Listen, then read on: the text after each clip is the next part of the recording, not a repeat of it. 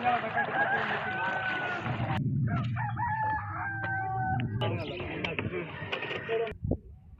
गांव दीन मोहम्मद नापर है। अस्सलाम वालेकुम। हक मौजूद के साथ मैं हूं आपका मेज़बान सुल्तान रिंद। मैं मौजूद हूं ज़िला शिकारपुर के तहसील खानपुर यूनियन काउंसिल मियाँ साहब के देखुआरा में। मेरे पीछे आप मनाज़र देखते होंगे, यहाँ पे बेड़ियाँ चल रही हैं, लोग कश्तियों पर सफ़र करने पर मजबूर हैं। बारिश को बंद हुए 3 दिन गुजर चुके हैं, लेकिन अब तक यूनियन काउंसिल मियाँ साहब के सबसे बड़े गांव दीन मोहम्मद नापर में किश्तियाँ चल रहे हैं। हज़ारों लोग किश्तियों पर सफ़र करने पर मजबूर हैं। ये इतना पानी क्यों जमा है? आया कि वाक़अतन सैलाबी पानी है, बारिश का पानी है, या इस पानी को टेक्निकल तौर पर रोका गया है? अगर रोकने वाले हैं तो हैं कौन? किस पार्टी से उनका ताल्लुक़ है? इलाका मकीन गुज़िश्ता मुसलसल चलने वाली बारिशों और उसके बाद आज तक इन मुश्किलातों को किस तरह से फेस करने पर मजबूर हैं, उनकी कहानी क्या है, यकीनन उनकी ज़ुबानी सुनते हैं।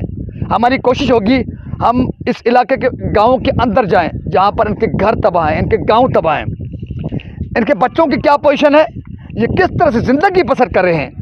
यकीनन इन किश्तियों को चलते देखकर आपको अंदाज़ा होगा कि वो कितनी मुश्किल तरीन ज़िंदगी गुजार रहे हैं। लेकिन फिर भी आपको ले चलेंगे अंदर, उनके गांव के अंदर की कहानी भी दिखाएंगे, लोगों की ज़ुबानी भी सुनेंगे, उनकी दर्द भरी कहानी, क्योंकि सिंध भर में इस किस्म की हज़ारों कहानियाँ हैं।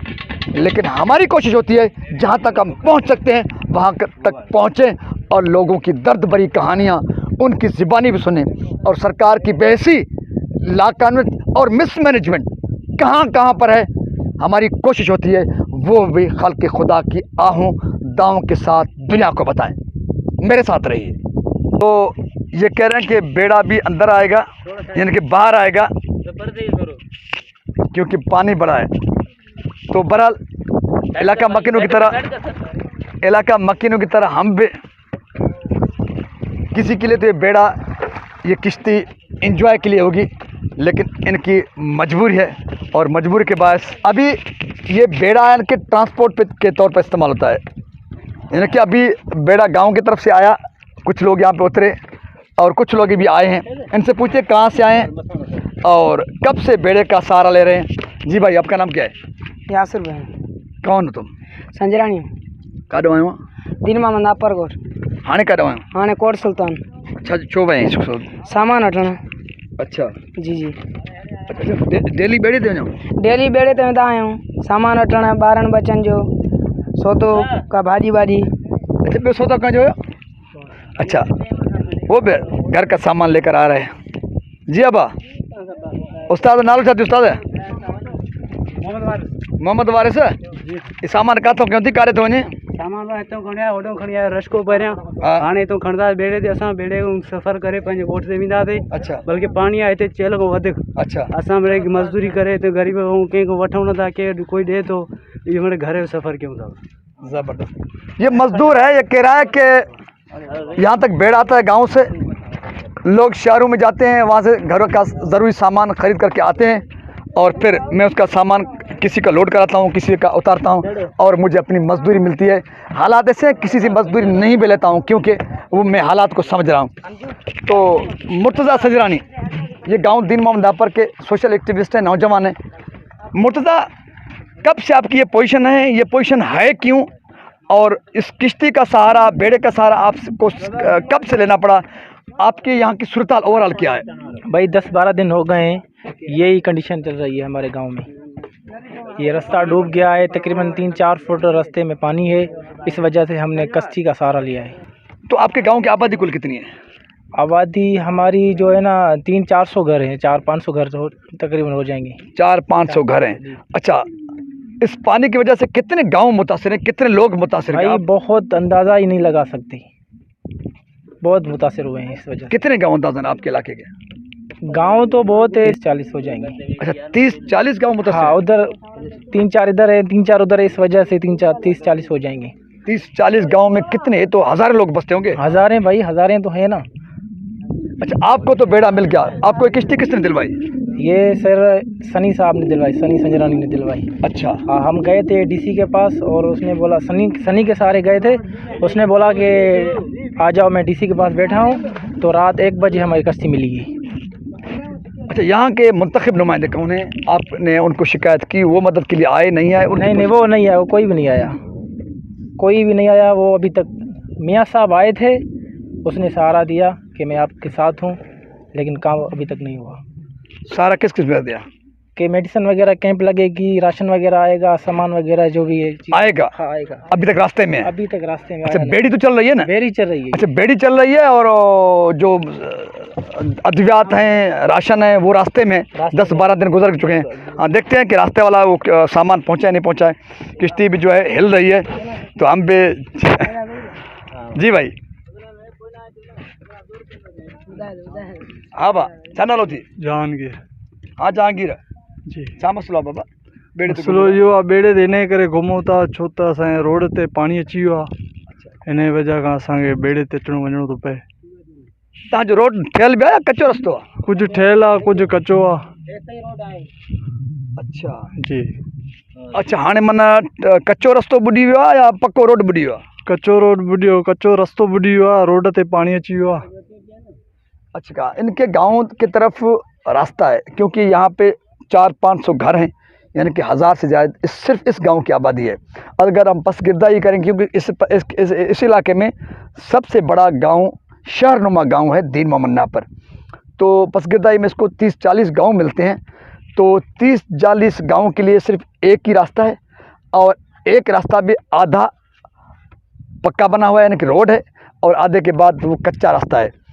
यहाँ के मकीनों की ये शिकायत है कि उनका ये जो रास्ता है वो भी पक्का नहीं बना हुआ है। जहाँ तक पक्का बना हुआ है वहाँ तक फिर भी पैदल ही गुजारा करते हैं, लेकिन जहाँ पर कच्चा है वहाँ तो पैदल चलने की भी किसी की बस की बात नहीं है। जी नौजवान, क्या नाम है आपका? इरफान। इरफान, आप क्या करते हो? मैं सिविल सर्वेंट हूँ। हाँ, बेसिकली मेरा ताल्लुक भी अपना दीनों नापर से ही है, विलेज दीनों नापर से। अच्छा, तो तकरीबन 10-15 दिन गुजर गए हैं, यही हालत है हमारी। जो रोड बना हुआ है वो भी खस्ता हाल है, वो भी आपने देखा होगा आते हुए कि पत्थर निकले पड़े हैं, अपना गड्ढे पड़ गए हैं, और बीच में नहर के जो है ना पास में शगाफ पड़ने का भी वहाँ खतरा है। अगर वहीं पे अपना कोई शगाफ लग जाता है तो फिर जो है ना ज़्यादा पानी आने का खतरा है यहाँ हमारे को।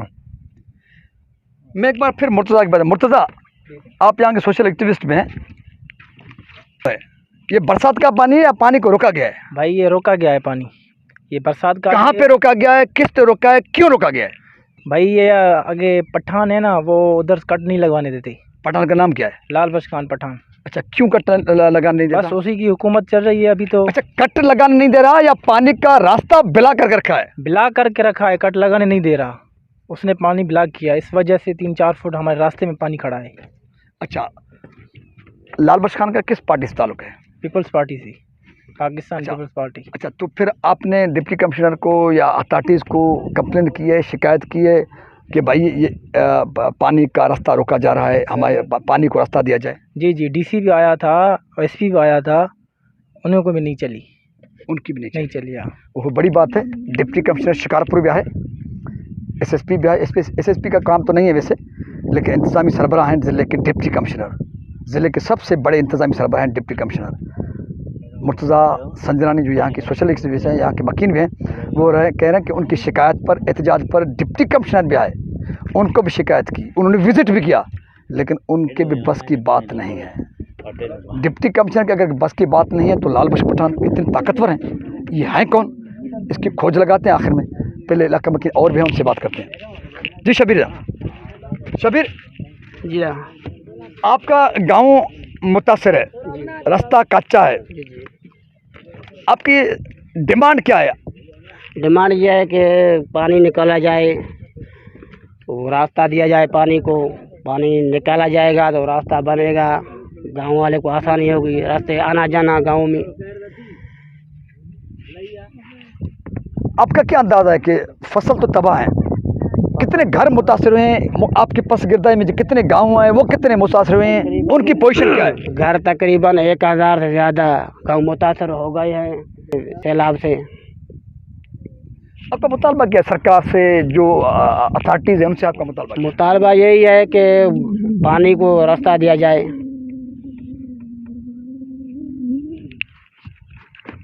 ये इलाका मकीन है, यहाँ के समाजी वर्करों की भी आपने गुफ्तगू सुनी कि लाल बख्श खान पठान जिसका ताल्लुक़ पाकिस्तान पीपल्स पार्टी से है, वो पाकिस्तान पीपल्स पार्टी जिनके बानी और कायद अवाम शहीद जुल्फ़िकार अली भुट्टो थे।